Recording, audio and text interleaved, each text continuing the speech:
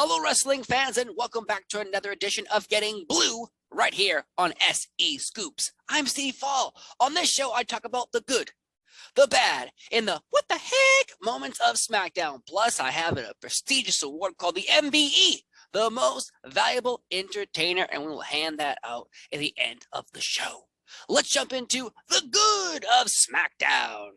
We had a contract signing. Well, it didn't actually happen, but at least there was a physical contract there, right? Because remember last week we had a contract signing with Ronda Rousey and Charlotte Flair, and then suddenly, oh wait, no we don't, because we need to have Drew Gulak come out. Hey everybody, it's me, Drew Gulak. This week I'm also going to ring the bell. Ding, ding, ding. Somehow Drew Gulak is getting more TV time than a lot of wrestlers, which is a little bizarre. But the contract signing did not occur because Roman Reigns wanted to, crumple it up and put it in Riddle's mouth. So that match is not going to happen anymore. Suddenly we go backstage and we're told that Paul Heyman wants it to be a 3-on-3 match. The Usos and Roman Reigns versus Drew McIntyre, who came out and saved Riddle and Orton from being attacked any further from the bloodline. So now, instead of a 2-on-2 Unification Championship match, we're going to get a 3-on-3 match. The Bloodline versus Drew McIntyre and Riddle and Orton. Listen, I'm okay with that match being booked now, but it feels like weeks and weeks and weeks that have gone by building to this Unification match and kind of changing it up as we got closer to the event. Not very happy about that. That probably should go into my bad category, but there's something else that will land in there 100%. Also, Shotzi's on TV. Shotzi. Shotzi was back on SmackDown. Though she did lose to Ronda Rousey because we had a beat the clock challenge with Ronda taking on Shotzi and Flair taking on Aaliyah. So I'm just happy to see Shotzi. That's just good. It's good for me. It's just good. Let's move on to the bad of SmackDown. The bad was the Intercontinental Championship match between Ricochet and Shanky. Now, Shanky, him and Jinder Mahal, at the end of this, teased that they're going to break up. Because Jinder last week won this IC title match. Shanky came forward and said, I want it instead. So, we got Shanky versus Ricochet. Hooray! New championship matches, new contenders. That's great, right? But then they revealed that Jinder and Shanky are having beef. Now listen. Nothing wrong with this whole entire segment. But for a long time, Jinder Mahal and Shanky weren't on TV at all. Now they're on TV last week. They're on TV this week. And now they're teasing they're going to break up. That is not a good sign. If they weren't getting TV time together, I highly doubt if they can get TV time separated. No. That's like bringing up a tag team nobody wanted to watch anyways, and now you're going to have them separate. What?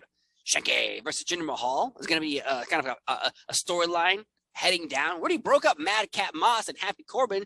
We're going to do the same thing here? To me, not the best idea. That's why it's on my bad. It's definitely on my bad. Next up, though, the What the Heck award goes to Charlotte Flair versus Aaliyah. Now, earlier, Ronda Rousey, we talked about beating Shotzi in a Beat the Clock challenge. This time around, Flair has Aaliyah in the figure 8, and the clock buzzes off, so technically Flair didn't beat the clock, but also technically didn't beat Aaliyah. If we're to believe that Charlotte Flair is going to defeat Ronda Rousey at WrestleMania Backlash, we need to believe that Charlotte Flair has a chance of beating Aaliyah, who's been barely on TV. That was a long time ago in a storyline with Natalya where she beat Natalya and suddenly held the record for the quickest match ever, had a t-shirt made, suddenly everyone loved her, and then, we've been playing Where's Butch? But also, where the hell's Aaliyah been? Making new shirts that say record holder? They even sold that shirt on WWEshop.com. They sold that shirt, but they weren't selling Shotzi Blackheart tanks. WWE. Listen, fans will buy anything, okay? If you sold that Edge throne as a motorized cart, they would buy it. They bought a $4,000, $5,000 belt with Bray Wyatt's ugly ass feed face on it, okay? But they don't have a Shotzi Blackheart tank. But they're selling Aaliyah record-breaking shirts. If I had more hair up here, I'd be pulling it out, but it's already fallen out from stress from this situation. All in all, Charlotte Flair, I hope you really have your game together at WrestleMania Backlash, because you're going to try to defeat Ronda Rousey when you can barely handle it taking on Aaliyah. I guess we'll have to see what happens next. Also, let's move on to the most valuable entertainer. And it's got to go to Sami Zayn. That's right. SmackDown was created by The Rock, but I think it was perfected by Sami Zayn, folks. You know what? Let's get the Men in Black mind eraser out and erase everyone's memory and repeat after me. The person who created the word SmackDown was Sami Zayn. The person who created Lay at the SmackDown, Sami Zayn. The person who opened up a beautiful, beautiful hotel on the beach, SmackDown Hotel, Sami Zayn created that as well. He's so entertaining. He is so entertaining. But honestly, he was very entertaining. But if you're going to really say, let's give it to somebody, I might have to go to Drew McIntyre, because he was in the first matchup of the evening, steel cage style. Then he's involved with Roman Reigns, the Usos, Riddle, and Orton, setting up a 3-on-3 match at WrestleMania Backlash. So in reality, just like how last week Sami Zayn was all over the show, this week Drew McIntyre was all over the show. So I think Drew McIntyre beats out Sami Zayn here for the most valuable entertainer. That's just me. That's just me. Other things that happened on this card, of course, we had the debut, in-ring debut, that is, of Raquel Rodriguez. I know today also her friend Dakota Kai was laid off of the WWE. And listen, I don't work there, so I don't know why she was laid off. Or there's rumors that she wanted to get out of her contract. Either way, with Raquel up, it would have been great to have Dakota by her side as kind of a manager on the outside, you know, cheating or not cheating, but rooting her on, then eventually turning her to the dark side of the Force. Follow me. I am Dakota Kai. I'd accept a Darth Vader Dakota Kai in my life. Also, as I brought up earlier, where is Butch? I don't know what happened, but Butch, Sheamus, and Rich Holland have become like maybe my favorite team going on right now, because Sheamus and Rich have been trying to find Butch all week. They even put up signs. Sheamus said he put up signs in the locker room. Where did Rich put his? In the locker room. On the streets, Sheamus put him on the streets. Rich Holland put him on the streets. It's literally like putting a sign over a sign over and over and over again. And I love that moment. They kept showing you, oh, could it be in Paris? Could it be here? Could it be there? They missed an opportunity. I made one. They missed the opportunity of using Where's Waldo. And you just take Where's Waldo, you Photoshop Butch right on top of it. Boom! Make a whole book. He's at the beach. He's at the circus. He's at the strip club. What'd I say? He's at the carnival. Yeah, he's at the carnival.